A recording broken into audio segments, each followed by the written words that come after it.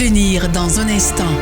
Oh, ce matin, écoute la voix du Saint-Esprit, que certainement tu iras loin, certainement tu vaincras, certainement tu réussiras, certainement tu ne seras pas en bas, tu seras toujours en haut. Quel que soit le nombre de tes ennemis, laisse-moi te dire qu'ils ne te vaincront pas. Ils te feront la guerre, mais ils ne te vaincront pas. Alléluia! Ne pas croire au Seigneur occasionne le retard. Ça provoque le retard. Parce que celui qui va nous résister, c'est Dieu lui-même. Un homme incrédule ne peut pas avancer avec Dieu.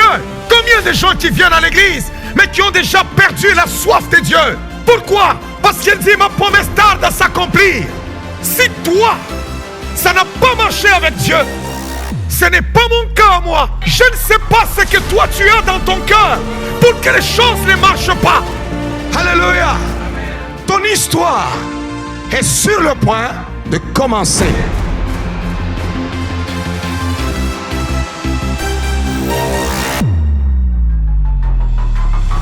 Ce matin, je veux parler du retardement par défaut.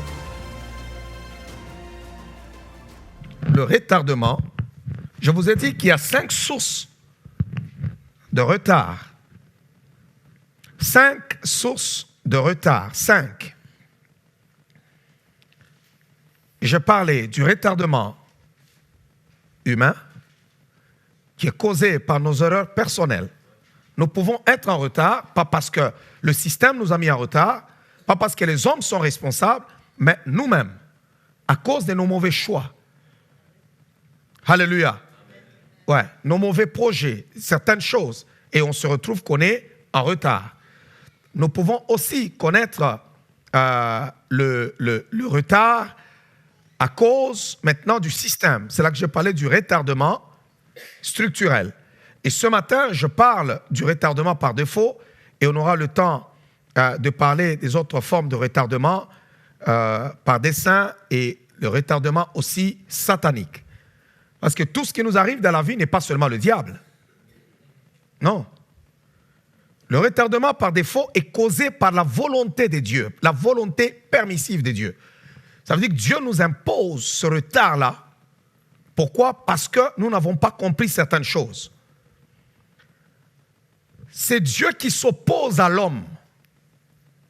Il se tient devant toi et il s'oppose à toi. Il te dit, tu n'avanceras pas. Tu fais tout ce que tu peux, mais Dieu te résiste. La Bible déclare que Dieu résiste aux orgueilleux, mais il fait grâce aux humbles. Donc, lorsqu'une personne est orgueilleuse, ce n'est pas le diable qui le résiste. Il aura pour ennemi sur son chemin Dieu lui-même. Alléluia. L'esprit qui combat les orgueilleux, ce n'est pas les démons, ce n'est pas le diable, mais c'est Yahweh. C'est l'Éternel lui-même qui se trouve sur ton chemin. Alors tu vas te retrouver en retard. Et tant que tu n'auras pas compris ce que Dieu veut, tant que tu n'auras pas mis en ordre ce que le Seigneur désire, tu ne passeras pas. Ton retard continuera. Israël devait faire 2 ans pour arriver au pays de Canaan. Au bout de 2 ans, ils étaient déjà en face de la mer du Jourdain. Ils voyaient déjà le pays de la promesse. Mais comme ils n'ont pas compris, Dieu leur a dit de faire demi-tour. Il les a résistés et ça leur a pris 38 ans. Plus 2, ça fait 40. Ça s'appelle un retardement par défaut. Oh, j'ai besoin ce matin que tu sois libéré de cela, que tu mettes les choses en ordre avec Dieu. Oh, que tu puisses faire la joie de Dieu au nom de Jésus-Christ. Alléluia. Le manque de foi, le doute, l'incrédulité produit le retardement par défaut. Tout incrédule a un problème avec Dieu. Tout incrédule a un problème avec Dieu. Un homme incrédule ne peut pas prospérer. Dieu n'aime pas les incrédules. Regardez, durant son ministère terrestre, le Seigneur pouvait pardonner les gens qui avaient des péchés. Il pouvait aider les gens. Mais lorsqu'il se trouvait en face de l'incrédulité, on voyait le Seigneur s'énerver. Et il disait même, race de vipères, race d'incrédules, jusqu'à quand vous supporterai-je? Donc les incrédules ont un problème avec le Seigneur. Alléluia. Être incrédule n'arrange pas les choses dans nos vies, mais ça peut causer des retards dans notre vie. Ne pas croire en Dieu, ça veut dire ne pas lui faire confiance. Et quand on ne fait pas confiance au Seigneur, on a le doute. Une personne qui a le doute fait de Dieu un menteur. Et lorsque tu fais de Dieu un menteur, il n'apprécie pas ça. Parce que la Bible dit, Dieu n'est point un homme pour mentir, ni un fils de l'homme pour se repentir. Ce qu'il dit, il le fait. Oh, j'ai besoin que quelqu'un dise à son voisin, ton Dieu n'est pas menteur. Alléluia. La destinée des justes est de s'asseoir tout le jour de leur vie sur le trône. Mais il y a des moments où le Seigneur place les chaînes et il t'empêche maintenant de t'asseoir sur le trône. Pourquoi? Parce que tu n'as pas la foi. La foi est la monnaie du royaume. Lorsque nous avons la foi, la Bible dit, sans la foi, il est impossible de lui être agréable. Tu peux être là, tu ne voles pas, tu ne mens pas, tu ne fais pas ceci, cela, mais si tu manques la foi, tu es une personne désagréable aux yeux de Dieu. Celui qui manque la foi dit à Dieu, Seigneur, je ne te fais pas confiance, tu es un menteur. Avez-vous déjà vu quelqu'un à qui vous dites, non, demain je vais te donner quelque chose, mais la personne est en train de douter? Il te regarde et dit, bon, je ne te crois pas, hein? Je ne pense pas que je te crois. Alors là, en ce moment-là, ça va engendrer quelque chose de pas bon entre vous. Tu te dis, donc, s'il n'a pas confiance en moi, ça veut dire qu'il me prend pour un menteur. C'est blessant. Si vous avez des antécédents qui ne sont pas corrects, c'est autre chose. Mais tu es quelqu'un de respectable et on ne te fait pas confiance, ça blesse. Dieu, c'est un Dieu qui est respectable. On n'a qu'à lire son CV. On n'a qu'à lire son CV depuis Genèse jusqu'à l'Apocalypse. Personne n'a jamais eu un CV comme celui de notre Dieu. Ouais. Lorsque nous lisons dans le livre de la Bible, tu lis son CV par rapport à Abraham, par rapport à Isaac, par rapport à Jacob, par rapport à Moïse, par rapport à David. Dans son CV, il a donné aux gens le pouvoir de tuer le lion, de tuer Goliath, de faire des choses, des exploits. Les Josué ont arrêté le soleil et la lune. Donc, il a un CV extraordinaire. Il a même été capable de rendre une femme de 90 ans féconde. Alléluia. Le CV de ce Dieu-là, il a été capable de prendre un jeune homme qui venait comme de nulle part, un esclave, faire de lui un gouverneur, un premier ministre en Égypte. Tout ça, c'est dans son CV. Il a été capable de prendre une jeune fille rejetée, une esclave qui est sans père ni mère, disqualifiée pour régner un jour dans sa vie. Mais il a pris cette jeune fille et l'a fait asseoir sur le trône, sur une terre étrangère. C'est celui-là que je suis en train de te présenter ce matin. C'est Dieu-là, il a donné son Fils unique. Il nous l'a donné comme sacrifice pour payer notre dette. Son Fils est mort.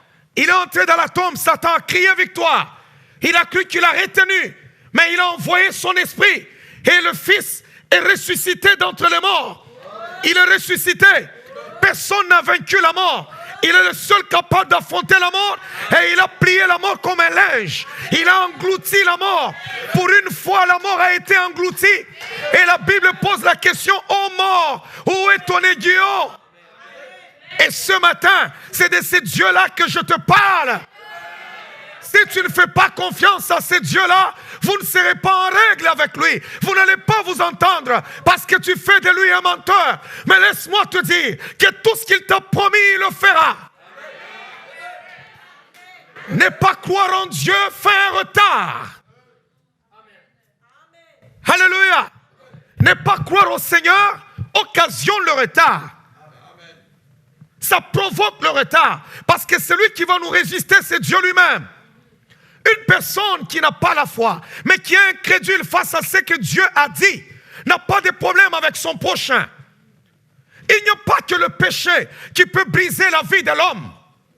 Mais l'incrédulité aussi peut briser ta vie et t'empêcher d'avancer.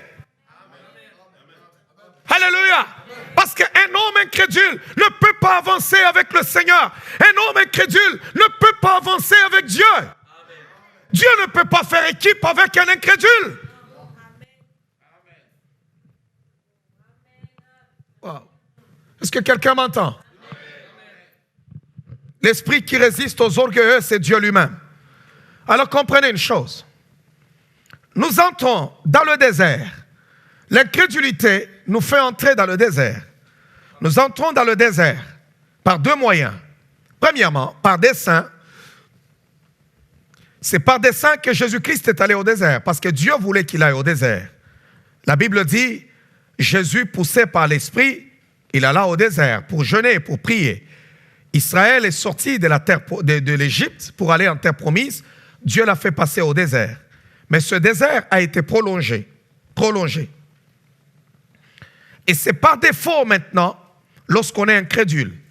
C'est la volonté permissive de Dieu, où Dieu t'impose maintenant un désert. Et dit, bon, ok, toi, tu ne veux pas croire en moi, ça va, on verra. Tant que je ne vais pas changer ton cœur et ta nature, tu n'auras pas droit au trône. Alléluia. Comment Dieu peut-il bénir quelqu'un qui ne lui fait pas confiance? Comment? Ça veut dire que lorsque tu seras dans ta gloire, tu diras, c'est par ma force. Dieu ne partage pas sa gloire. Savez-vous qu'il y a des moments où le Seigneur n'agit pas dans notre vie parce que nous comptons sur notre oncle, nous comptons sur notre père, nous comptons sur notre ami. Alors Dieu n'aime pas partager sa gloire. Il ne veut pas que lorsqu'il agira dans ta vie qu'on dise c'est son ami, c'est son père, c'est son oncle. Alors tant que tu ne vas pas demeurer seul comme Jacob, Dieu n'interviendra pas. Savez-vous qu'il y a des moments où il y a des gens autour de nous que le Seigneur ramène même très loin de nous pour tout simplement qu'ils soient capables de nous travailler. Il y a des déserts que nous-mêmes nous provoquons parce que nous sommes incrédules. Alors le Seigneur nous impose le désert. Laisse-moi te dire que tout ce que Dieu nous te promet est toujours au-dessus de ta compréhension. Parce que c'est que si Dieu te promet une chose que tu peux comprendre, que tu peux toucher facilement, ça ne vient pas de Dieu, ça vient de toi-même. Ce matin, Dieu ne peut pas venir, le Saint-Esprit ne peut pas parler pour me dire, écoute, ou bien tu es là en ces lieux, Dieu me dit, là où tu es, tu vas avoir $100 drogués en sortant d'ici. Écoutez, je peux demander $100 à n'importe qui. Dieu nous promet des choses que nous ne sommes pas capables de réaliser par nous-mêmes. Il peut te promettre une chose que tu peux réaliser dans 50 ans, mais toi tu peux le faire dans une année ou dans 6 mois. Parce qu'il doit démontrer à travers la promesse la puissance de Dieu et la miséricorde divine. C'est en ce moment-là, ça devient difficile à saisir. Quand tu regardes la promesse, tu te dis, est-ce que cette histoire va vraiment se réaliser? Vous savez, des fois, la prophétie ou la parole de connaissance sont des dons de l'audace. Hein? Il y a certaines choses, quand tu les reçois, pour dire ça à quelqu'un, tu te dis, en tout cas, ouais. Vous savez que Samuel n'avait jamais échoué. La Bible dit, Dieu ne laissait jamais tomber à terre les paroles de Samuel. Il y a eu des prophètes dans la Bible, mais on n'a pas parlé d'eux de cette façon. Parce que la prophétie, c'est une poussée interne. Il peut y avoir du peut-être. C'est pourquoi la Bible dit, retenez ce qui est bon et rejetez ce qui est mauvais. Amen. C'est très important. J'ai toujours dit, imaginez-vous un homme comme Jérémie ou Ézéchiel, des gens qui voyaient des visions. Non, je vois des sauterelles qui sortent. Des fois, on parle dans la Bible. Oui, comment vous pouvez prendre un cultivateur qui était là, qui ne connaît même pas la chimie, qui ne connaît rien, comment il va t'écrire que c'est un avion? Pour lui, ce sont des sauterelles qui crachent le feu. Alors, souvent, nous pouvons prophétiser chacun selon notre langage, selon notre environnement, selon notre niveau. C'est pourquoi il y a des fois du peut-être. Mais Samuel, lui, il n'y avait pas de peut-être. Ce gars-là, quand il prophétisait, c'était avec une exactitude chirurgicale. Mais pour la première fois où Samuel a commis une erreur, il entre dans la maison d'Isaïe. Un homme entre, géant. Il y a des gens, quand tu le regardes, hein, tu as même envie de le prophétiser parce que tu penses que lui, il doit seulement prospérer. Alléluia. Non, il y a des gens, quand tu le regardes, tu as envie de lui donner même une prophétie. Mais Dieu va te dire, hein, je l'ai déjà rejeté. Mais il y a des gens, il est là, il ne représente rien. Mais quand Dieu arrive, c'est pourquoi un prophète doit avoir l'audace. Quand il ouvre les yeux, il regarde, tu n'as pas de chaussures. Tu n'as pas de boulot, tu ne représentes rien. Mais l'homme de Dieu te regarde avec l'œil prophétique. Elle dit, je vois la main de Dieu sur toi. Je vois dans les années à venir, le Seigneur est en train de te bénir. Ton compte est en moins, mais il te dit, je te vois millionnaire.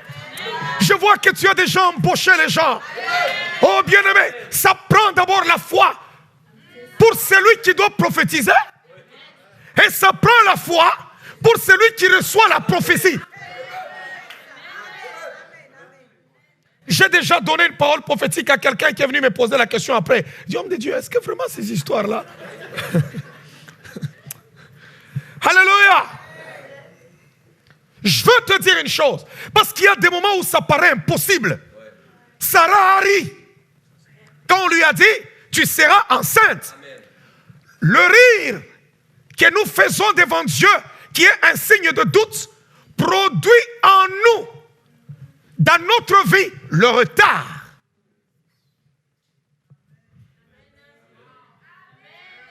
Parce que Dieu dira, ok, tu ne me fais pas confiance? Ça va. On va faire un voyage jusqu'à ce que ton cœur soit transformé. Et Dieu s'en fiche carrément que tu sois à genoux. Dieu, moi ici. Oh, Jésus, Jésus, Jésus, Jésus, agis. Il te regarde, il dit, sans la foi, il est impossible de lui être agréable. Un incrédule devant Dieu est pire que tout. Dieu n'aime pas les incrédules. Pendant que je parle ce matin, que la nuée de l'Éternel s'élève sur ta vie. Regarde toutes les impossibilités qui se trouvent devant toi et dis-toi, Seigneur, je serai capable par toi. Tout ce que tu m'as promis, je le vivrai certainement. Je le crois du fond de mon cœur. Même si tout autour de toi témoignait autre chose, ce matin, n'écoute pas ton voisin, n'écoute pas ton ami. Oh, ce matin, écoute la voix du Saint-Esprit, que certainement tu iras loin, certainement tu vaincras, certainement tu réussiras, certainement tu ne seras pas en bas, tu seras toujours en haut. Quel que soit le nombre de tes ennemis, laisse-moi te dire qu'ils ne te vaincront pas. Ils te feront la guerre, mais ils ne te vaincront pas. On va lire dans la parole du Seigneur, dans le livre de Nombres, chapitre 14. C'est un long texte que nous allons devoir lire. Et je vais expliquer ce texte-là ce matin pour expliquer le retardement par défaut. Il y a des gens qui sont en retard. Ce n'est pas le diable, ce n'est pas Satan, mais c'est Dieu lui-même. Je vais dire d'abord une chose. Lorsque les choses n'avancent pas dans ta vie, lorsque tout est bloqué après avoir jeûné, après avoir prié, pose-toi la question aussi de savoir pourquoi ce blocage. Vous savez qu'il y a des gens, lorsqu'il y a tellement de blocages dans leur vie, ils ont juste une seule pensée, c'est de commencer à confesser le péché. Il n'y a pas que le péché qui cause les blocages. Il y a aussi l'incrédulité. Il y a aussi l'incrédulité qui peut apporter le blocage dans la vie de l'homme. Lorsque tout ne marche pas, il faut se poser la question. C'est quoi le problème que j'ai dans ma vie? Je n'ai pas un problème de péché. Je n'ai pas un problème de ceci. Seigneur, j'ai donné les offrandes. J'ai jeûné. J'ai prié. J'ai fait plusieurs choses. Mais tendre Père, maintenant, oh Dieu, qu'est-ce qui ne marche pas? Peut-être que je suis incrédule. Wow. Vous savez qu'il y a des gens qui ont la foi juste quand ils sont en ces lieux, quand ils sont dans la présence du Seigneur? Une fois, lorsqu'on parle de Jésus-Christ est vivant, les gens sont là. Alléluia! Il fera des grandes choses. Les gens se tiennent même debout. Oh, homme de Dieu, prêche-moi encore. La vraie foi, ce n'est pas lorsque tout est correct. La foi, c'est lorsque tout dit le contraire. Oh, est-ce que je peux prêcher ce matin? Vous voulez que je parle ce matin? La vraie foi, ce n'est pas lorsque, si quelqu'un venait me dire aujourd'hui, Jésus-Christ te bénira, il fera ceci. Amen. Maintenant, c'est lorsque tu commences ton chemin et que la situation paraît être impossible et paraît être difficile. Montre-moi ta foi. Montre-moi ta foi. Prouve à Dieu que tu crois en lui. regardes ton défi en face et dis au défi, je ne broncherai pas, je ne murmurerai pas contre Dieu, je ne m'inquiéterai pas, je ne regarderai pas en arrière. La gloire du passé ne m'intéresse pas, mais je sais que l'avenir sera meilleur parce que Dieu m'a promis et je vivrai certainement de grandes choses. Combien de gens qui viennent à l'église, mais qui ont déjà perdu la soif de Dieu, qui ont perdu l'amour du Seigneur. Ils viennent à l'église comme si on les poussait. Pourquoi? Parce qu'il dit, ma promesse tarde à s'accomplir. C'est une mauvaise attitude. Amen. Alléluia. Amen. C'est une mauvaise attitude. L'attitude que nous avons lorsque nous attendons la réponse de la part de Dieu démontre qui nous sommes. Ça démontre qui nous sommes. L'attitude. Dis d'abord à ton voisin, aie une bonne attitude lorsque tu attends la promesse. Nombre chapitre 14. Nombre 14. On commence au verset 1er jusqu'au verset 45.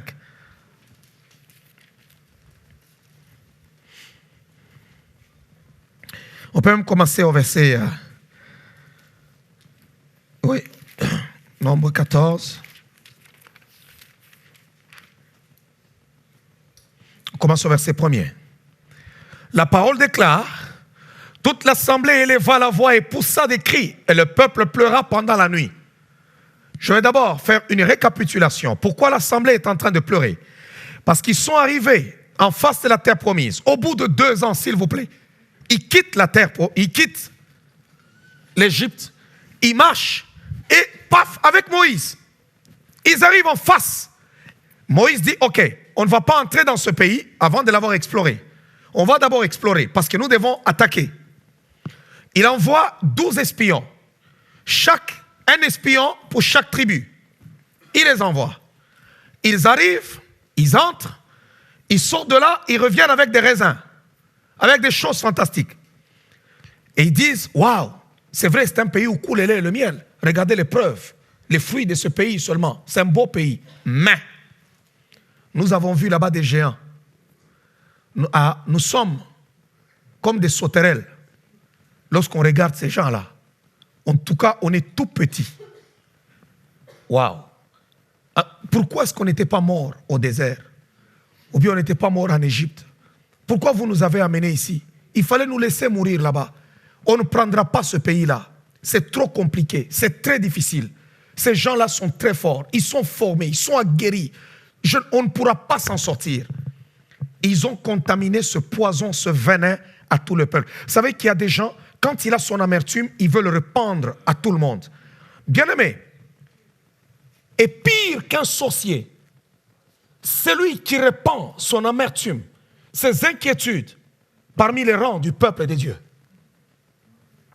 Et pire qu'un sorcier, l'ennemi qui se trouve en face de toi n'est pas fort, ne peut rien te faire. Mais ton ami qui se trouve à tes côtés, il est plus fort que toi et il peut t'inspirer la peur. Alléluia. Ils ont envoyé le poison partout. Et tout le monde a commencé à pleurer. Vous savez qu'il y a des gens qui sont facilement, on peut facilement les contaminer. Hein?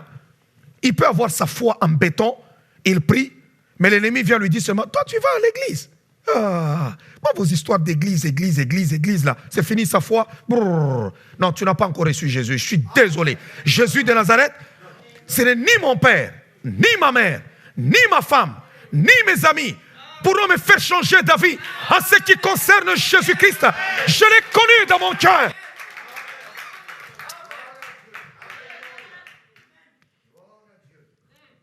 Alléluia. Paul va plus loin. Il dit ni la hauteur, ni la profondeur, ni les anges, ni la nudité, ni la vie présente, ni le siècle à venir ne pourront nous séparer de l'amour de Dieu manifesté en Jésus-Christ. Pourquoi tu es découragé? Je ne comprends pas. Il y a quelqu'un et tout ça, ainsi de suite. Écoutez, tu n'as pas reçu Jésus pour la vie de quelqu'un. Le salut est individuel. Amen. Ils ont répandu le poison. Ils ont démontré au peuple d'Israël qu'on ne peut pas prendre le pays. Avez-vous déjà été une fois dans votre vie, vous avez la foi. Vous avez la foi en quelque chose. Vous parlez avec un autre chrétien, un vieux chrétien qui n'a pas la foi. Il commence à te démontrer, lui, ses échecs. Et il commence à te démontrer combien d'hôtels il avait construits. J'ai donné à Dieu, j'avais offert, j'avais jeûné, j'avais fait ceci, moi je n'ai rien vu. Va un peu le mollo avec les histoires. Hein?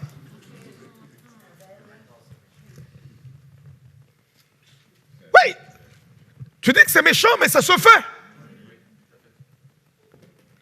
Si toi, ça n'a pas marché avec Dieu, ce n'est pas mon cas à moi. Je ne sais pas ce que toi tu as dans ton cœur pour que les choses ne marchent pas. Si toi tu n'entres pas au pays de Canaan, ce n'est pas mon cas. Moi je suis né dans le désert. Peut-être que toi, tu es un ramassis qui est sorti en Égypte et tu n'entreras pas au pays de Canaan. Mais moi, je suis un vrai fils d'Abraham. Je suis né au désert. Oh, je n'ai pas les racines de l'Égypte sur moi. Je ne connais pas parler égyptien.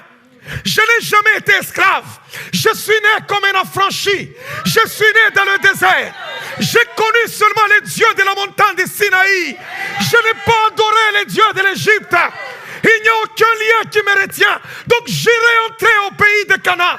Si mes pères ne sont pas entrés, moi je ne suis pas mon père. Moi, je suis un rejeton du désert.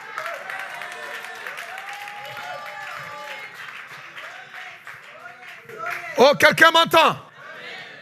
Si moi j'ai échoué, cela ne veut pas dire que tu échoueras aussi. Les échecs des autres ne définissent pas notre succès. Si les autres ont échoué, cela n'est pas une preuve que Dieu ne nous utilisera pas, que Dieu n'agira pas dans nos vies. Leur vie, on ne la connaît pas. Lorsque les gens viennent devant nous, nous voyons juste l'extérieur. On ne sait pas s'ils n'ont pas obéi à Dieu. On ne sait pas quel bagage ils transportent. On ne sait pas s'ils n'ont pas la foi. On ne sait pas s'ils ne se sont pas séparés du monde. Il ne te le dira pas. Mais laisse-moi te dire, fais confiance à l'Éternel. Mets en lui ta confiance et il agira.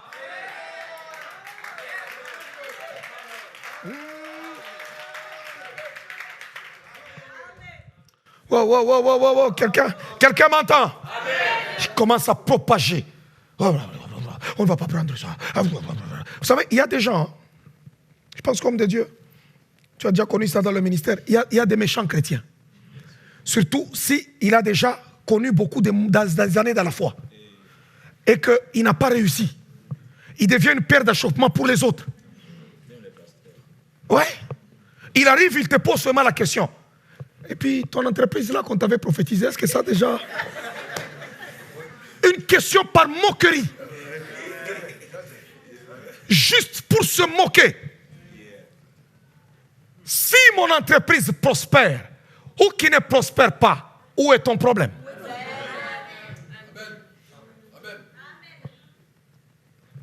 Alléluia.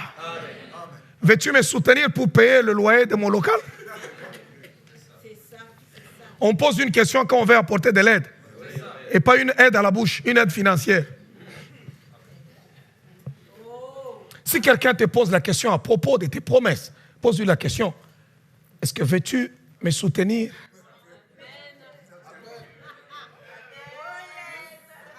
Parce que financièrement, quand on arrive à la banque, on explique son problème. Pourquoi? Parce que tu veux qu'il t'apporte de l'aide, hein? Ouais. C'est tout ce que tu veux. C'est pourquoi tu lui expliques. Non, il te dit même, ok, tu touches combien? Ok, tout ça. Combien de dettes tu as? Ainsi de suite. Bon, tu n'es pas une banque. Il veut tout simplement causer un doute chez toi. C'est pourquoi il y a des gens, il était sur le bon chemin. Juste une question commence à amener la pression sur lui. Et il ne sera plus patient. Il sort du chemin pour prouver à son entourage que ça marche. Laisse-moi te dire, si Dieu t'a promis une chose, ne falsifie pas, ne fabrique pas une affaire. Quand quelque chose est de Dieu, tout le monde le voit. Tu induis ma tête et ma coupe déborde. Alléluia. Quand ça déborde, même celui qui fait semblant, quand une rivière déborde, on la sent même dans la maison. Elle va venir entrer chez le voisin. Si tu es à côté de la rivière, déjà on commence à dire, hey, faites attention, sortez de chez vous. Parce que quand ça va déborder dans ta vie, même ceux-là qui ne t'aiment pas, ils verront. Je m'en fous ce matin de qui t'aime et qui ne t'aime pas. Mais ce que je sais, c'est que mon Dieu agira en ta faveur.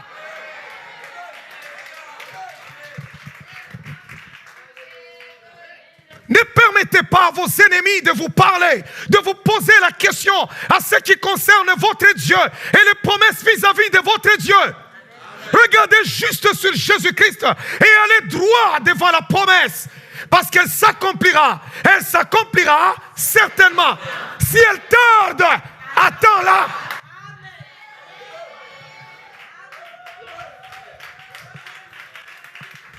Alléluia. Maintenant, lorsqu'on ne croit pas en Dieu, ça produit un retardement. Dieu te résiste, ce n'est pas les démons. Vous savez, il y a des moments quand on fait la prière. Oh Satan, je t'écrase maintenant. Vous les esprits des familles. Les esprits des familles disent même, ah, on nous a déjà chassés depuis longtemps. Je ne sais pas pourquoi est-ce qu'il aime toujours nous poursuivre. On nous a déjà chassés, on ne peut même pas s'approcher là-bas. Regardez ce qu'il est en train de nous faire. Tous les enfants d'Israël murmurèrent contre Moïse et Aaron. Et toute l'assemblée leur dit, que ne sommes-nous morts dans le pays d'Égypte, ou que ne sommes-nous morts dans ce désert? En d'autres termes, pourquoi on n'est pas mort en Égypte? Et pourquoi on n'est pas mort seulement au désert? Vous savez qu'il y a des gens, quand ils arrivent devant le Seigneur, ils commencent même à se fâcher contre son pasteur. Parce que la promesse tarde. Alors il vient à l'église fâché. Moi, je t'ai juste dit ce que Dieu m'a dit de te dire. Pourquoi suis-je responsable? Amen. Pourquoi?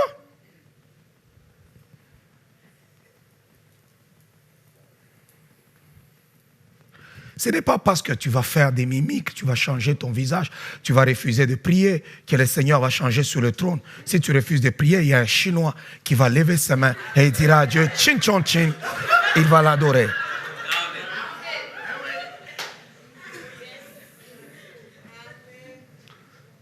Si le Chinois n'adore pas,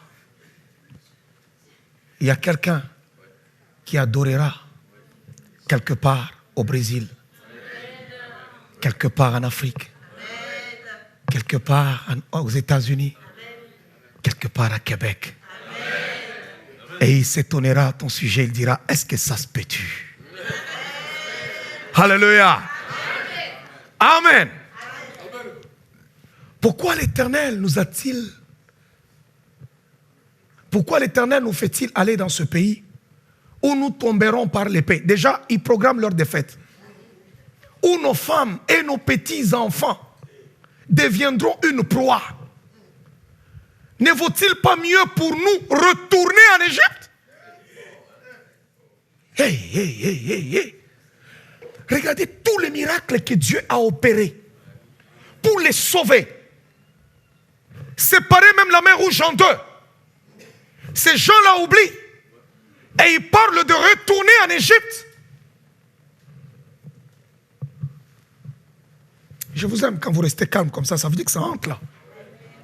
Et ils se disent l'un à l'autre, nommons un chef et retournons en Égypte.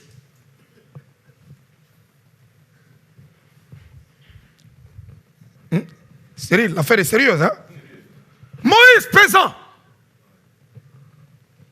Nommons un chef. Il y a des gens, ils murmurent à gauche et à droite. Ils murmurent à gauche et à droite. Et puis il peut dire, bon, il faut tout simplement qu'on quitte cet endroit. j'ai attendu. Quand tu as attendu, est-ce que tu as fait tout ce que Dieu t'a dit? Lorsqu'il y a un problème, cela n'a jamais été dans le camp de Dieu. Maintenant, si j'ai tout fait et que ça n'arrive pas encore, il va falloir que je sois patient. Que j'attende le temps de Dieu. Je ne peux pas imposer à mon Dieu mon calendrier.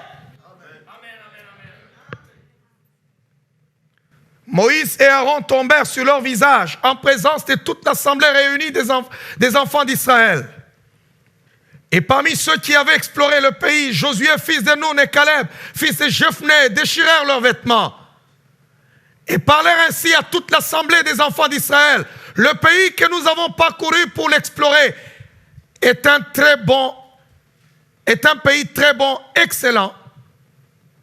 Si l'Éternel nous est favorable, il nous amènera dans ce pays et nous le donnera. C'est un pays où coule le lait et le miel. Voilà le langage des hommes de foi. Même quand il ne possède pas, il sait qu'il possédera. Oh, bien-aimé dans le Seigneur, la vraie foi parle parce que tes yeux ne verront que ce que ta bouche dit. Seulement, ne soyez point rebelles contre l'Éternel. Comprenez très bien. Le doute est comparé, la rébellion, à la rébellion. L'incrédulité contre Dieu est comparée à la rébellion. Vous savez qu'il y a des moments dans la vie où les gens ne sont pas contents de la façon dont Dieu gère leur vie. Ils ne sont pas contents. C'est ça l'incrédulité. Manque de confiance en Dieu. Dans la façon dont Dieu opère dans notre vie. On n'est pas content. Seigneur, moi je ne suis pas content de la façon dont tu fais les choses. Alors je vais moi-même me trouver une solution. Telle voie paraît juste à un homme. Mais son issue, c'est la mort. Dieu connaît. Si Dieu te dit ne fais pas, ne fais pas. Si Dieu te dit ne va pas, ne va pas. Si Dieu te dit n'agis pas, n'agis pas. Si Dieu te dit bouge, bouge. Parce qu'il sait la fin.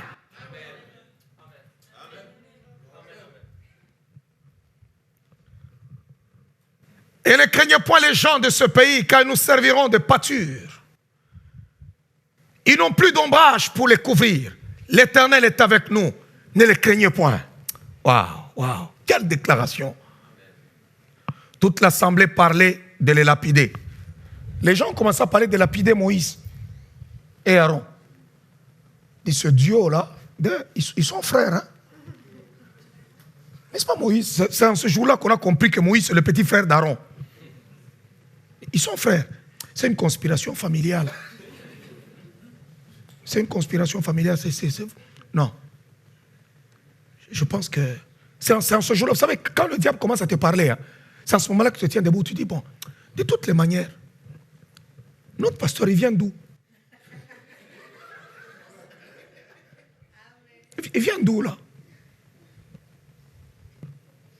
Est-ce que même si tu me connaissais où je suis né au berceau, ça te fait quoi? Parce que ta promesse tarde à arriver, tu commences à demander, je viens d'où?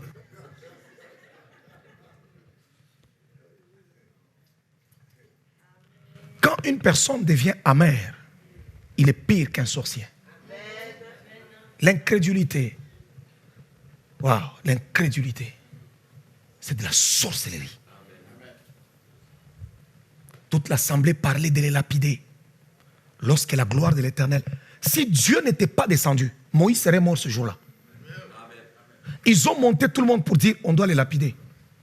Nous, on se nomme un chef et on rentre, lapidons-le. On prend des conciliabules qui se forment là. La Bible dit, pendant qu'il parlait de les lapider, la gloire de Dieu descend devant la tente. Dieu les sépare. Et la Bible dit, et l'Éternel dit à Moïse, jusqu'à quand ce peuple me méprisera-t-il? Le fait de dire qu'on ne peut pas prendre le pays, Dieu a pris ça comme du mépris. Ça veut dire qu'on dit à Dieu, tu n'es pas capable de nous le donner. Ces fils d'Anak là sont plus grands que toi. Ils sont plus puissants que toi. Dieu dit, jusqu'à quand? Jusqu'à quand ne croira-t-il pas en moi? Malgré tous les prodiges que j'ai faits au milieu de lui. Toi qui doutes de la main de Dieu, tu as déjà vécu peut-être dans ta vie une guérison. Peut-être que dans ta vie, tu as déjà vécu le miracle, tu as échappé à la mort. Peut-être que dans ta vie, ton salut, toi-même, le fait d'être sauvé, c'est un miracle. Peut-être que tu ne pouvais même pas avoir d'enfants. Dieu t'a donné des enfants. Dieu a fait un miracle, tu as obtenu un travail. Dieu a fait un miracle dans quoi que ce soit. Tu as déjà vu Dieu, tu dis même, tu témoignes. Et tout d'un coup, un problème commence. Tu oublies tout ce que Dieu a déjà opéré. Dieu dit, ils ont oublié tout le miracle. D'abord en Égypte, il y avait 10 plaies. Miracle sur miracle.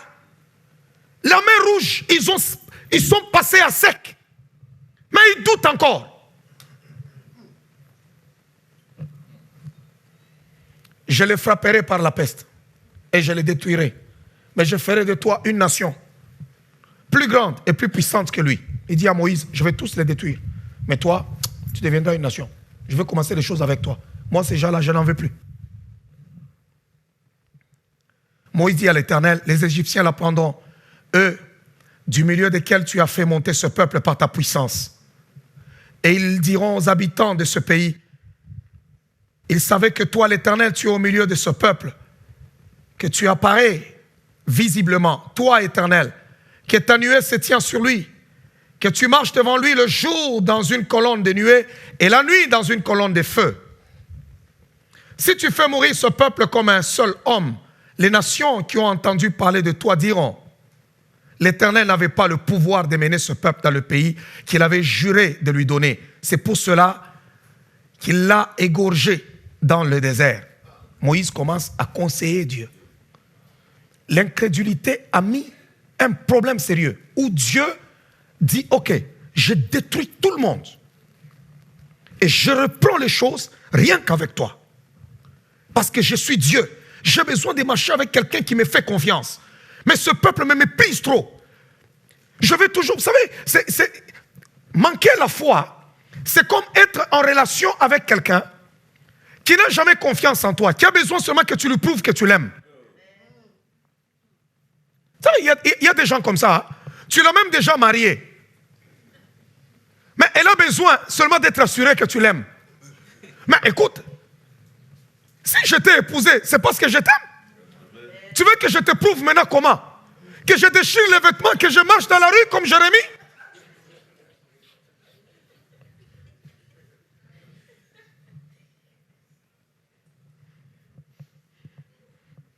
Tu peux même la trouver, elle est dans la maison en train de pleurer. Qu'est-ce qui se passe? Je pense que tu ne m'aimes pas, tu ne m'aimes pas. Ah. Je t'ai choisi parmi les milliers de femmes.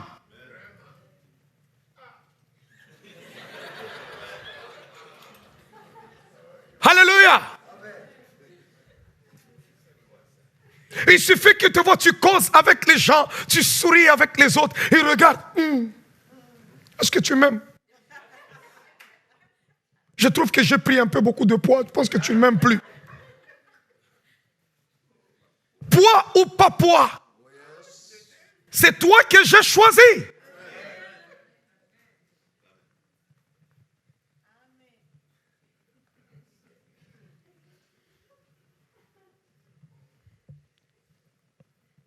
Dieu dit, ce peuple me méprise. Chaque fois, je dois toujours discuter. Il faut que je fasse un miracle pour prouver. Je fais un miracle, je prouve. Je fais un miracle, je prouve. Tu vois, c'est comme une femme, il faut toujours que tu achètes bijoux, elle sourit. Quand le temps du bijou là est passé, un autre bijou, elle sourit. Tu vas même changer maintenant. Ok, même la maison, je mets seulement tout en ton nom, pour que tu acceptes que je t'aime. Allez, on met tout, c'est ça, c'est en ton nom. Tiens, je sais que tu m'aimes. Et puis ça passe. Elle est là dans la maison, et puis allez, le goût de la nouveauté disparaît. Et elle pleure encore. Dieu dit à Moïse, non, moi je refuse ce genre d'histoire. Maintenant que la puissance du Seigneur se montre dans sa grandeur, comme tu l'as déclaré en disant, l'Éternel est lent à la colère et riche en bonté, il pardonne l'iniquité et la rébellion, mais il ne tient point le coupable pour innocent. Et il punit l'iniquité des pères sur les enfants jusqu'à la 3e et à la 4e génération. Pardonne l'iniquité de ce peuple selon la grandeur de ta miséricorde, comme tu as pardonné à ce peuple depuis l'Égypte jusqu'ici. L'Éternel dit à Moïse, je pardonne comme tu l'as demandé. Mais je suis vivant. Vous sentez que Dieu est blessé dans son orgueil. Permettez-moi l'expression. Il dit, je pardonne, mais je suis vivant. Et la gloire de l'Éternel remplira la terre. En d'autres termes, avec eux ou sans eux, ma gloire remplira la terre. Tous ceux qui ont vu ma gloire et les prodiges que j'ai faits en Égypte et dans le désert et qui m'ont tenté 10 fois, Dieu appelle ça le tenter. Lui manquait la confiance. Il dit, ils m'ont tenté déjà 10 fois. Tous ceux-là qui sont sortis en Égypte, qui ont vu ma gloire, qui ont vu mes miracles, et qui n'ont point écouté ma voix, tous ceux-là ne verront point le pays que j'ai juré à leur père de leur donner. Le retardement par défaut. Et Dieu dit maintenant, ils n'entreront pas. Je suis vivant, je pardonne, mais ils vivront, mais ils mourront tous ici au désert. Entrez là-bas, tous ceux-là qui ont vu ces miracles-là, mais qui continuent à être incrédules, je refuse Moïse, et ils n'entreront pas. Je ne détruis pas la nation, mais entrez, ils n'entreront pas. Tous ceux qui m'ont méprisé ne le verront point. Et parce que mon serviteur Caleb a été animé de notre esprit et qu'il a pleinement suivi ma voie, je le ferai entrer dans le pays où il est allé et ses descendants le posséderont. Waouh, waouh, waouh, waouh. Dis d'abord seulement à ton voisin, ne méprise pas l'Éternel.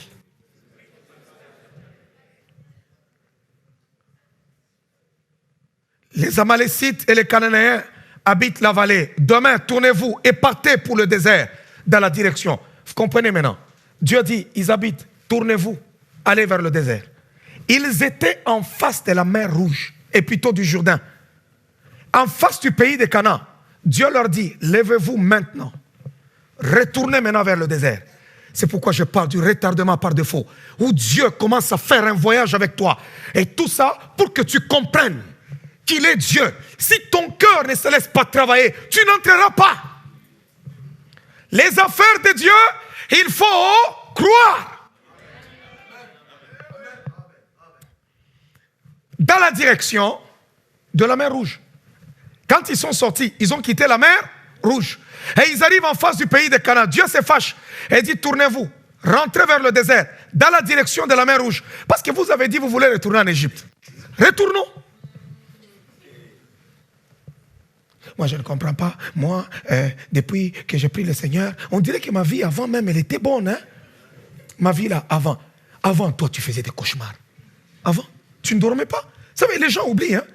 Il y a des gens qui entrent à l'église de Dieu, comme des Lazare. Quand vous le regardez, on dirait qu'il est dépassé par les événements. Dieu t'a délivré. Tu peux parler comme quelqu'un qui a du bon sens. Tu peux dormir et faire des beaux rêves. Toi, tu t'es réveillé au milieu de la nuit. Hein? Ils sont là. Qui est là? Mais aujourd'hui, tu peux dormir en paix. Tu te lèves le matin, tu dis, j'ai fait un rêve qu'on m'a donné de l'argent. Toi, tu pouvais rêver, tu pouvais faire un bon rêve, on te donne l'argent. Toi, tu tournais un film d'action dans tes rêves. Tu courais tous les jours, tu te battais tous les jours. Et tu te réveillais vraiment anxieux.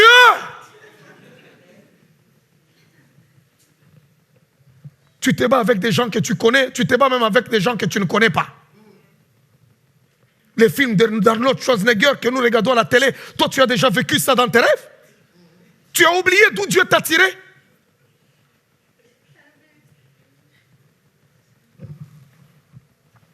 L'Éternel parla à Moïse et à Aaron et dit, jusqu'à quand laisserai-je cette méchante assemblée murmurer contre moi? J'ai entendu les murmures des enfants d'Israël qui murmuraient contre moi. Dis-leur, je suis vivant. dit l'Éternel. Je vous ferai ainsi que vous avez parlé à mes oreilles. Ce que vous avez dit, c'est ce que je ferai. J'ai pardonné. Je ne vais pas vous tuer. Mais je ferai seulement ce que vous avez dit. Vos cadavres tomberont dans ce désert. Vous tous, dont on a fait le dénombrement, en vous comptant depuis l'âge de 20 ans et au-dessus, et qui avez murmuré contre moi.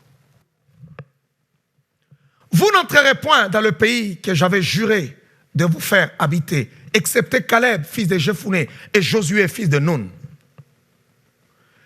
Et vos petits-enfants, dont vous avez dit, ils deviendront une proie, je les y ferai entrer, et ils connaîtront le pays que vous avez dédaigné.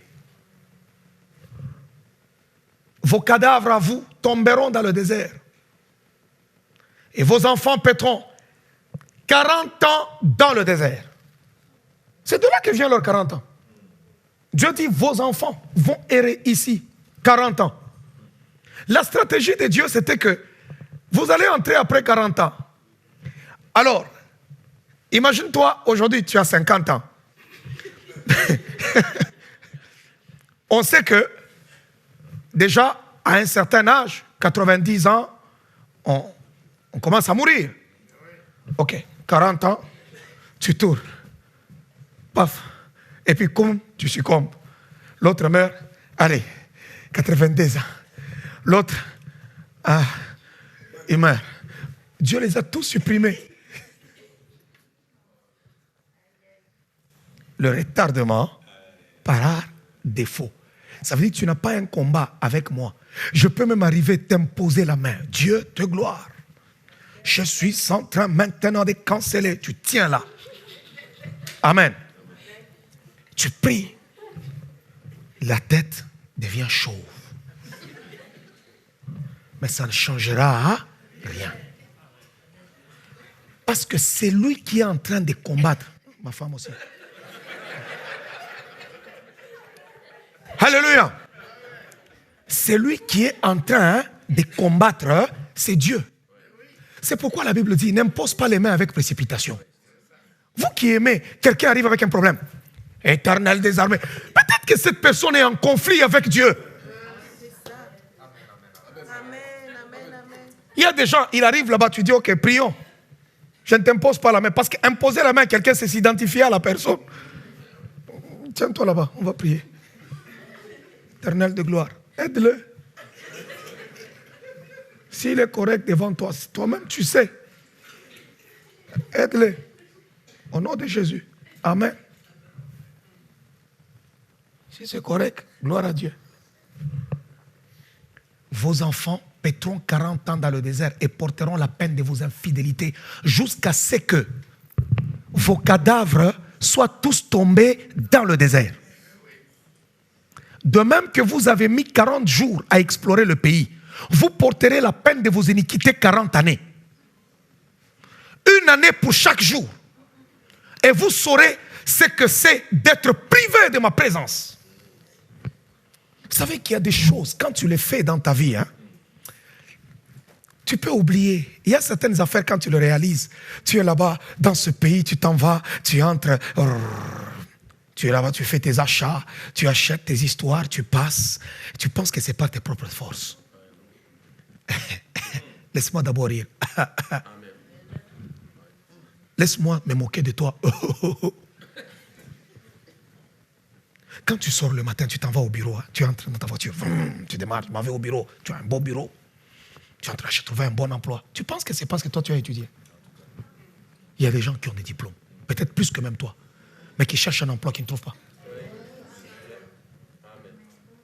Toi, Dieu t'a fait grâce. On continue. Moi, l'Éternel, j'ai parlé. Et c'est ainsi que je traiterai cette méchante assemblée qui s'est réunie contre moi. Je vais les consumer dans ce désert. Ils y mourront. Les hommes que Moïse avait envoyés pour explorer le pays et à qui, à leur tour, avait fait murmurer contre lui toute l'assemblée en décriant le pays. Ces hommes qui avaient décrié le pays moururent frappés d'une plaie devant l'Éternel. Josué, fils de Nun, et Caleb, fils de Jephunnée, restèrent seuls vivants parmi ces hommes qui étaient allés pour explorer le pays. Moïse rapporta ces choses à tous les enfants d'Israël et le peuple fut dans une grande désolation. Ils s'élevèrent dès bon matin et montèrent au sommet de la montagne en disant, nous voici, nous monterons au lieu dont a parlé l'Éternel, car nous avons péché. Maintenant, ils disent, vous savez, ces gens-là qui sont à l'église, quand on prêche, la foi augmente. Nous irons. Non, non. La foi, ce n'est pas quand tu es à la montagne. La foi, c'est quand tu quittes la montagne, tu es dans la vallée. Moïse dit, pourquoi transgressez-vous l'ordre de l'Éternel? Cela ne réussira point. Il dit, maintenant, nous allons partir.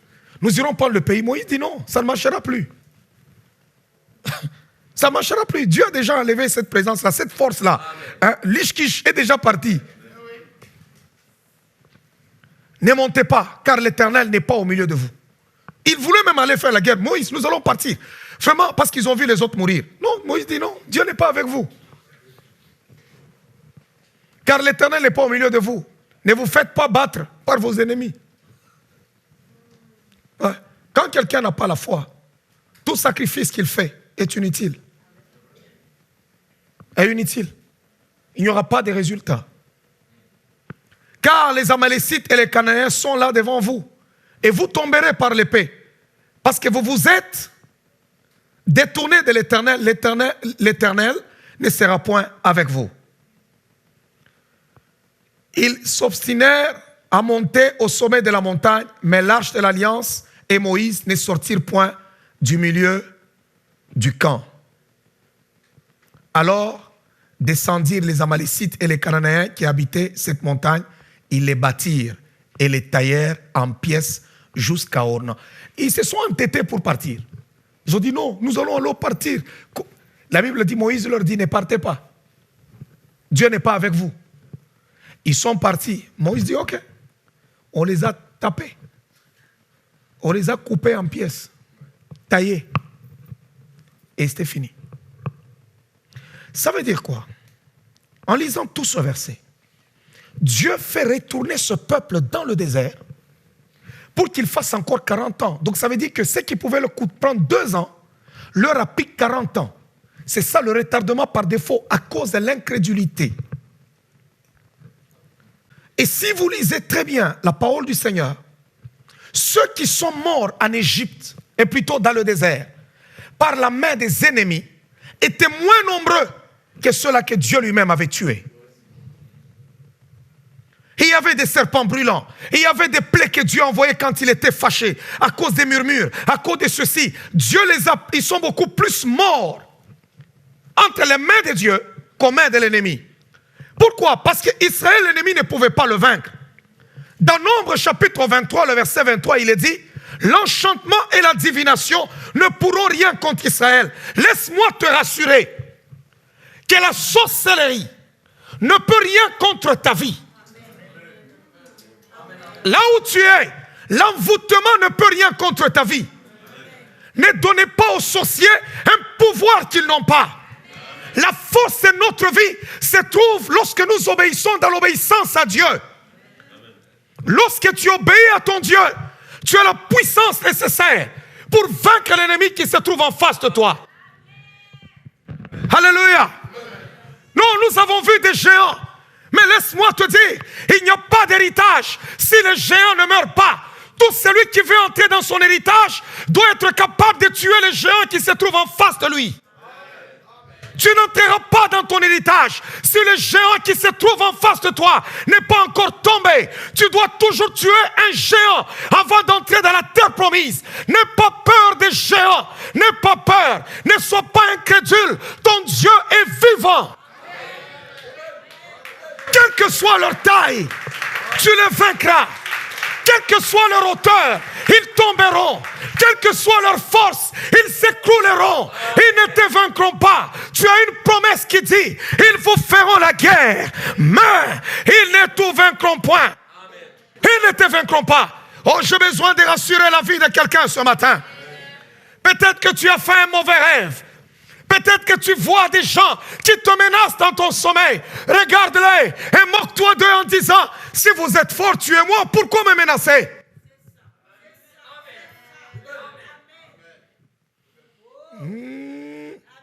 Tu seras toujours en haut et tu ne seras pas en bas. Un géant doit mourir devant toi. Tout Cananéen qui se trouve de toi te servira de pâture pour prendre ton héritage. Tu dois prendre ton héritage. Ne murmure pas contre Dieu. Ne tremble pas. Attends le temps de Dieu. Même si la promesse tarde à arriver, attends le temps de Dieu. Je sais une chose. Dieu n'est point un homme pour mentir, ni un fils de l'homme pour se repentir. Vous savez qu'il y a des gens aujourd'hui qui ne savent pas avancer parce qu'il y a un géant qui est devant eux. Quels que soient les géants qui se trouvent devant vous, vous avez un Dieu capable, vous avez un Dieu puissant, vous avez un Dieu multidimensionnel, vous avez un Dieu depuis les temps anciens. On le nomme l'Éternel des armées, le héros des combats. Oh, quelqu'un m'entend ce matin? Est-ce que quelqu'un m'entend?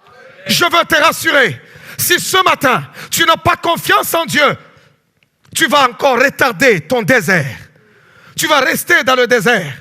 Tu resteras là-bas pendant longtemps. Sors du désert. Oh, est-ce que je peux parler à la vie de quelqu'un? Tout celui qui a peur du géant retarde son désert. Il demeure, il prolonge son désert. Pour sortir du désert, on doit affronter les géants. Le géant qui se trouve en face de toi, c'est ça ton raccourci vers ta destinée. Lorsque tu trembles devant les géants, écoute, tu prolonges encore les difficultés. Ne cherche pas des raccourcis. Ne cherche pas la facilité.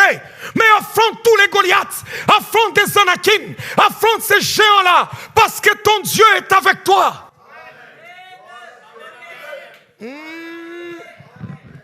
Est-ce qu'il y a des gens qui ont déjà démarré dans le domaine dans lequel tu veux commencer? S'il y a des gens qui t'ont déjà précédé, laisse-moi te dire, ils n'ont pas épuisé toute la bonté de Dieu. La Bible dit les bontés de Dieu ne sont pas épuisées. Ses compassions ne sont pas à leur terme. Elles se renouvellent chaque matin. S'il y a des grands dans ce monde, dans le domaine dans lequel tu travailles, alors ce matin, en ma qualité d'oracle de l'Éternel, je parle comme un oracle de l'Éternel. En ma qualité de serviteur du Dieu Tout-Puissant, je suis en train de parler à ta vie. Tu seras à la table des grands.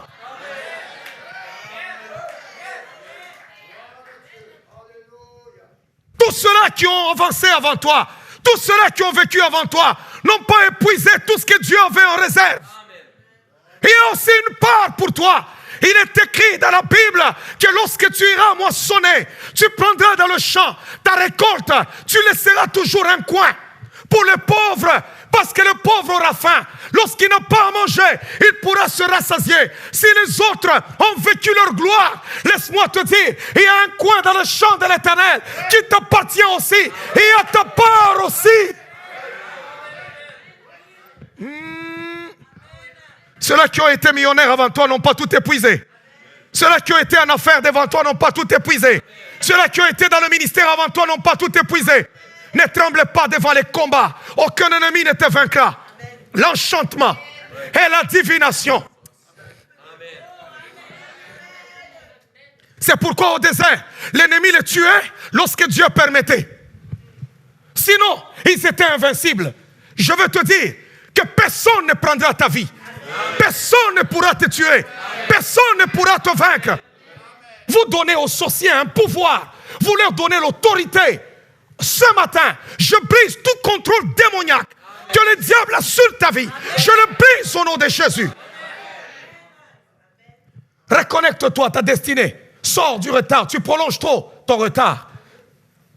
Commence à cultiver la foi dans ta vie.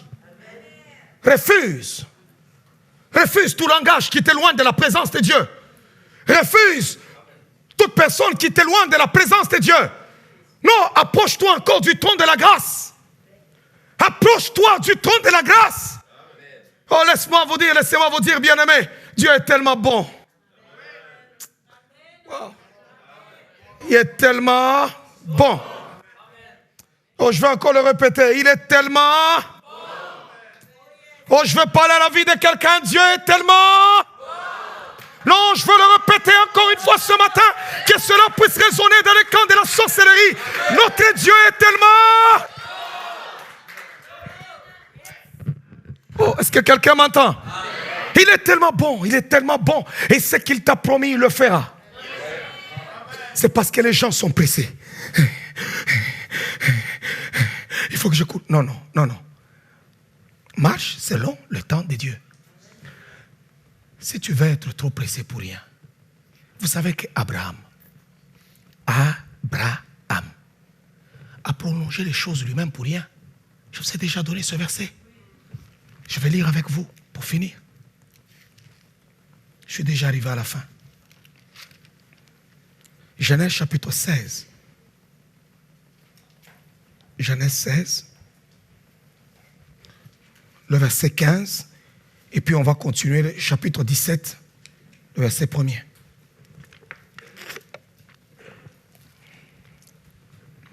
Est-ce que quelqu'un m'entend? Pendant qu'on va sortir en ces lieux, j'ai besoin que ta foi puisse augmenter de 90%. Que tu regardes ton problème, tu dis à Satan, je me moque de toi, Satan. Je vivrai la gloire de Dieu. Tu es un menteur, Satan. Tu es un menteur. Ne dis pas, moi j'ai un problème avec ma foi. Non, aujourd'hui, ta foi doit croître.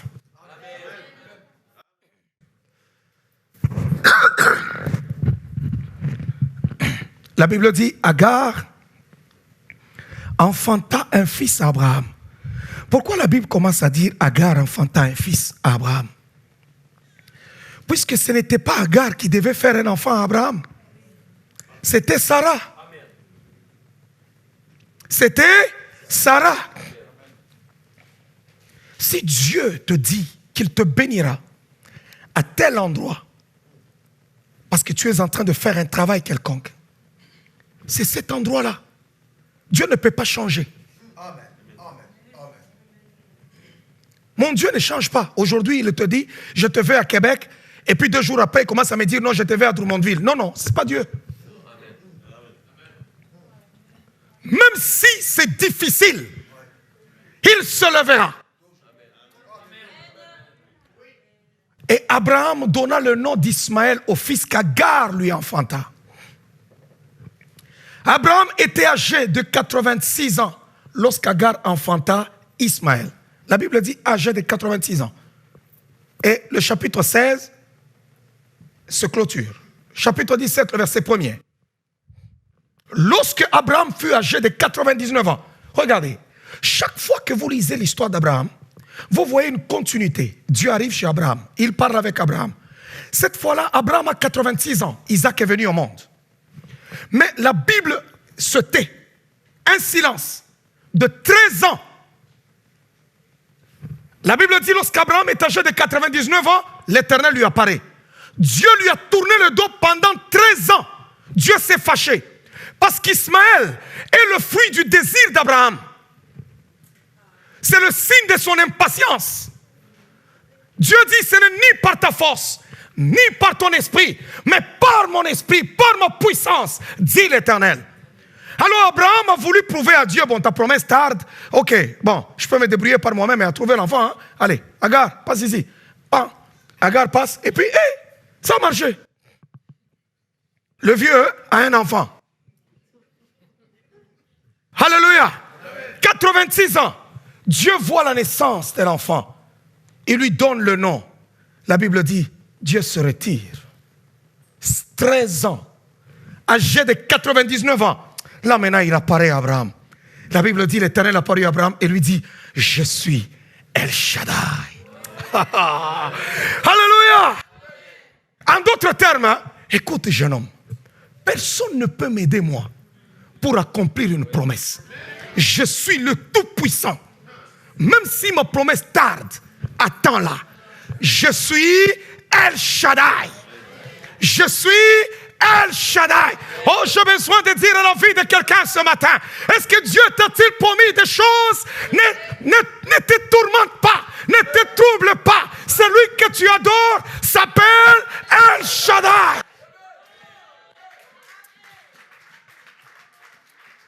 Alléluia.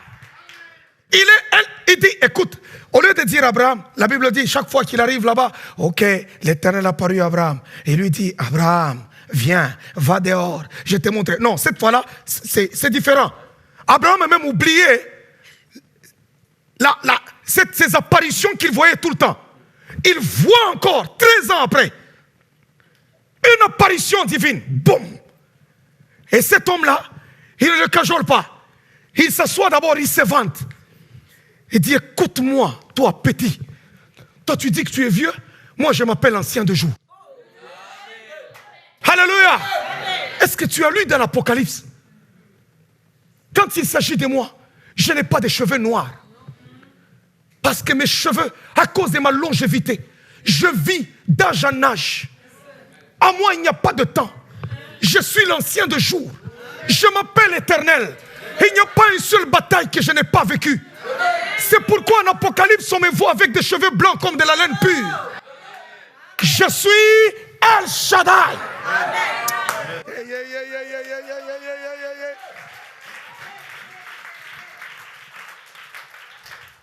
Marche devant ma face et sois intègre. Parce qu'un homme intègre, c'est un homme qui ne rajoute pas. Un homme intègre, quand il te parle, tu vois l'intégrité du cœur.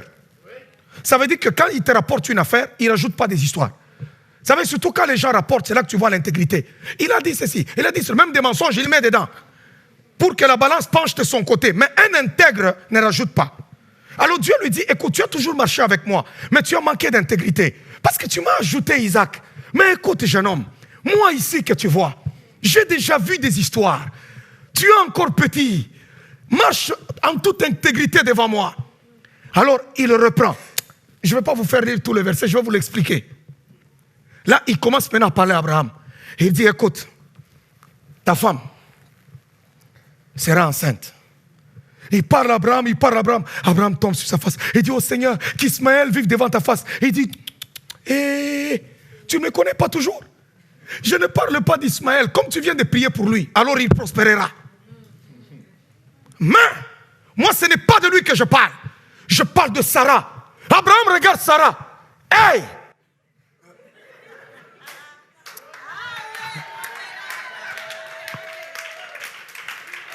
Le corps même de Sarah avait déjà atteint la date d'expiration. Elle était amortie. La date d'opération était là, déjà écrit. Ménopause dépassée. Il n'y a plus rien à espérer dans la vie de cette femme. Elle attend la mort. Mais Dieu le regarde, il dit, c'est ce que tu rejettes. Tu as regardé, même Sarah elle-même regarde et dit à Abraham, je ne peux plus te faire des enfants. Même si tu as espoir, comment? Abraham, c'est terminé, oh. C'est fini. Maintenant, prends Agar. Et la petite Agar. Agar. C'est pourquoi, ne bouge jamais du lieu de ta destinée. Agar a été donnée à Abraham lorsqu'il était allé lors de son séjour en Égypte. C'est là que le diable l'avait affecté dans sa vie. Et plus tard, Agar est devenue une pierre d'achoppement. Et Agar passe là-bas. Abraham regarde et dit à Sarah, non, ta proposition est bonne. Je ne peux pas refuser. Oui. Alléluia. Si Agar n'était pas jolie, vous pensez que le vieux Abraham allait prendre? Non. Non.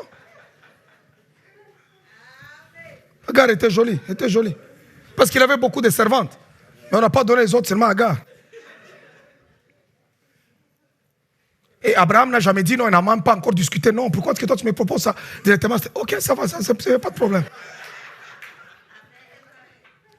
Et lorsqu'il a pris Agar, ils ont eu l'enfant. Mais Dieu arrive.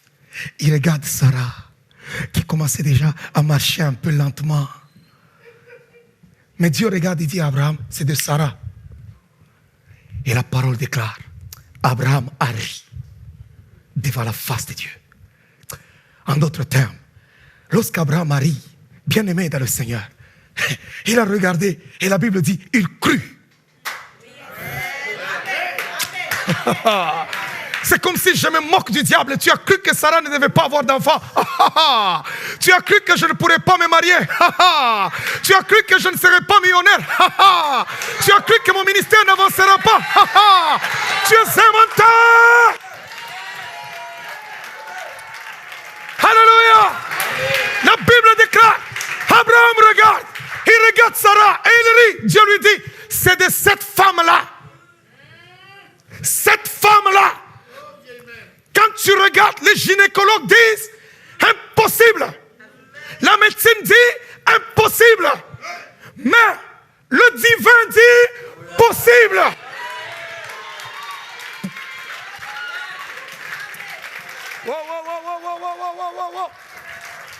Non, l'histoire n'est pas finie. Cette femme ridait. Parce qu'elle était déjà vieille. Ce n'est un secret pour personne. Quand on vieillit, on a des rides. Le visage devient pas comme le visage de la jeunesse. On a un visage comme une terre desséchée et aride. Et c'est comme ça qu'Abraham pouvait regarder Sarah. Et puis après, il leur même rend visite. Bien-aimé, l'année qui arrive, il provoque une crise. Abraham va chez Abimelech. Il arrive là-bas.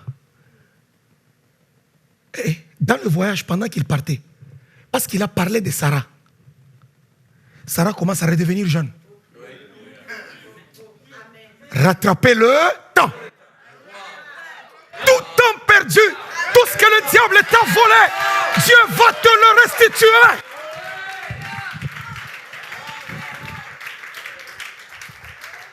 Écoutez, les rois ne prennent que de belles filles. Sarah arrive avec Abraham. Ils entrent au pays. Ils trouvent là-bas, waouh, tous les serviteurs, tous les gens du pays. Abraham lui-même regarde sa femme. Il dit, mais qu'est-ce qui se passe là? Elle est devenue belle comme ça. Parce que quand Dieu parlait chez Abraham, Dieu a dit, Sarah aura les enfants. Sarah elle-même dit, naîtra-t-il des enfants à une femme de mon âge, de 90 ans?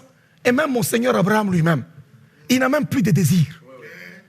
Abraham était mort et Sarah était déjà amortie et c'était compliqué. Mais pendant la marche, le retard, toute la jeunesse que Sarah avait perdue, elle a commencé à rattraper. Ils arrivent à la porte du pays. Abraham regarde sa femme. Tout le temps est parti. Elle est devenue trop belle. Alléluia. Abraham me dit non, tu me rappelles les temps anciens quand on voyageait. Hein? Bon, dis que tu es ma soeur. Non, franchement, soyons sérieux. Une femme de 90 ans, on commence à être jaloux. Pour dire, on risque de me tuer pour toi. La femme de 90 ans peut même dire, mon mari peut m'abandonner. Ici, nous partons, il peut voir des jeunes. Mais Sarah, pour elle, elle était même confiante. Comment ça passait là-bas? On voit seulement la femme de 90 ans. Elle va s'habiller, pas chez les mémés.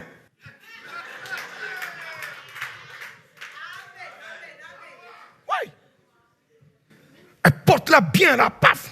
Sa jupe là avec des hauts talons.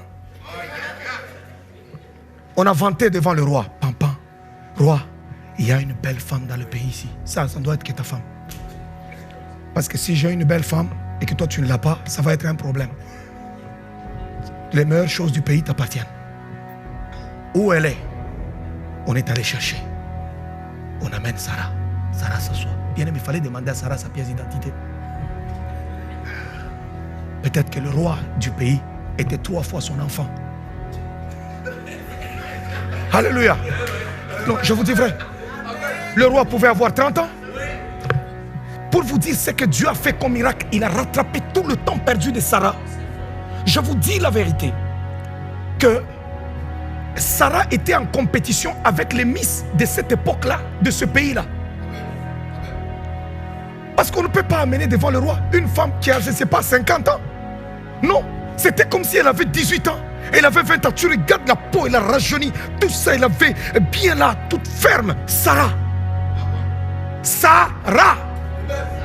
Si il a aidé Sarah à rattraper le retard, ce n'est pas toi qui l'adore, à qui ne sera pas capable de te faire cette grâce-là.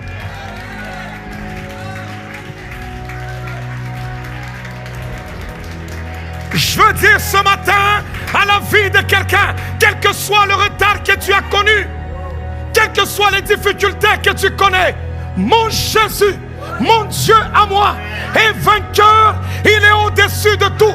Tu vas rattraper le retard. Oh, nous allons nous tenir debout, on va se tenir debout. Je sens sa présence ce matin. Oh, tu vas juste commencer à prier le Seigneur. Tu vas juste prier Dieu ce matin. Tu vas demander pardon à Dieu si tu as été incrédule. Tu vas demander pardon au Seigneur. Et en même temps, tu vas parler à Dieu. Tu vas dire au Seigneur, Seigneur, aide-moi à rattraper tout retard dans ma vie.